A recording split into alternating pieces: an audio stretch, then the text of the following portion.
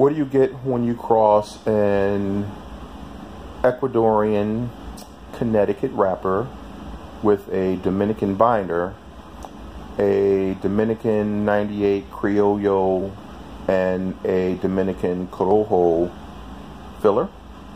You get this baby by Caldwell. This is the Easern Standard. I'm going to block my face and give you a good view of that. Great artwork on the label.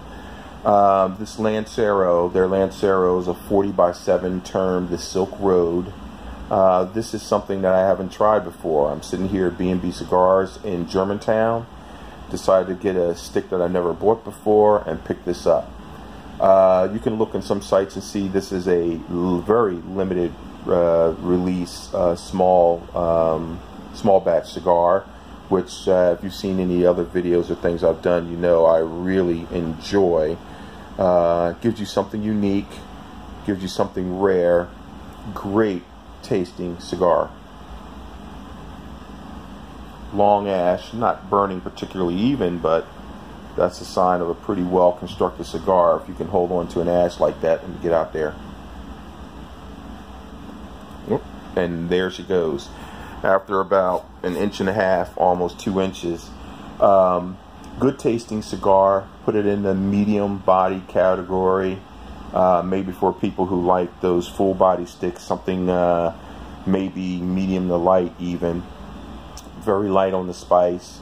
Hardly any pepper at all. Good, I say a little bit of earthy notes, more floral in its flavor.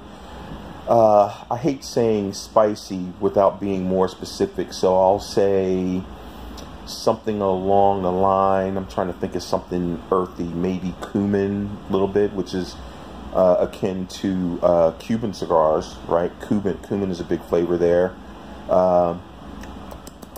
Maybe a little nutmeg or cardamom. That's a really good spice to describe that. I tend to think of, when I smoke this, I tend to think of Mexican food, right? So cardamom and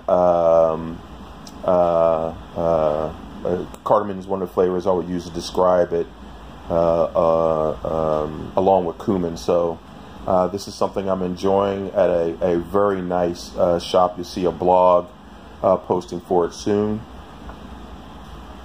Good cigar, like I said, well constructed, tasty. Something that you definitely want to find. These are hard to find, so if you get one, you want to go ahead and grab one and smoke it. As I've said many times, I like smoking Lanceros because you really get some flavor from the binder, which I think is important. As I've said before, you get this cigar in a larger size, it's going to probably taste a little different because there's less binder to filler ratio, but these fillers is giving good flavor, more in the back of the tongue, not so much in the front, so you're not getting salty.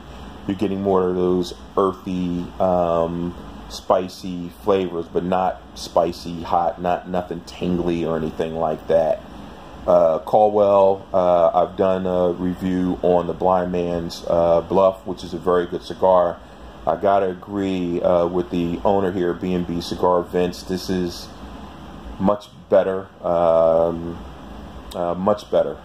Good, tasty, chewy cigar. This is something that when you get down to maybe the nub, that you just chomp on it and chew it and enjoy the flavors of the tobacco.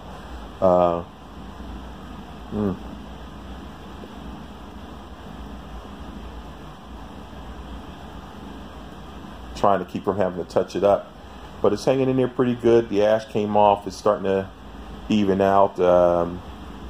A very, very good cigar. Everybody knows that I'm really partial to Lanceros. I mean, I hide it.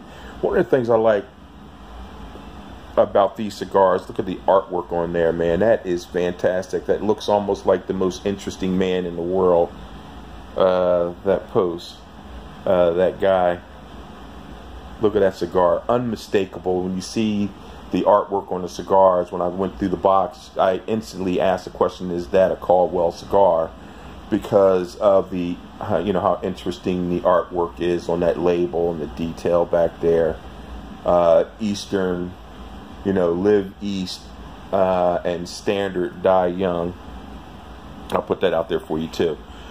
Not going to spend a ton of time on this because I really honestly don't think many of you will be able to find this, but good cigar. I'm going to have to expand my knowledge on the Caldwell line because this is a tasty stick. This is Charles Kelly from The Lancer Life. Please visit my blog, www.thelancerlife.com. I also encourage you, if you're in the area, visit B&B Cigars. They have a fantastic selection of boutique blend cigars. I came out here last year and picked up a very rare Grupo de Maestro Monte Cristo that I haven't smoked yet. I'm almost afraid to because they're in such limited production. Maybe hold it for a special occasion, maybe I won't. But this is something you want to get. Boutique blend cigars are excellent. The pros and cons. You're going to get a very good, unique blend, but you're not going to find them in a lot of quantity. So if you like to collect things, you're going to have the dilemma of, do I hold on to it and let it age? When do I smoke it? I talked to different cigar shop owners about stuff, about holding versus buying. I mean, holding versus smoking. You know, rare cigars. Some people just believe, listen, when you get it, smoke it. What are you saving it for? Enjoy the flavor. Keep it moving. I'm kind of a collector. I'm weird that way.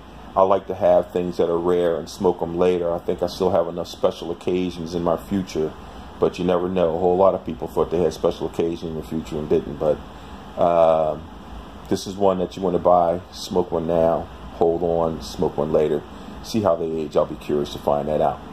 Anyway, giving you all the information on the site, giving you all the information on the cigar. Look at that. You can't, if you see that, you know exactly what it is. I highly encourage you to pick one of these babies up.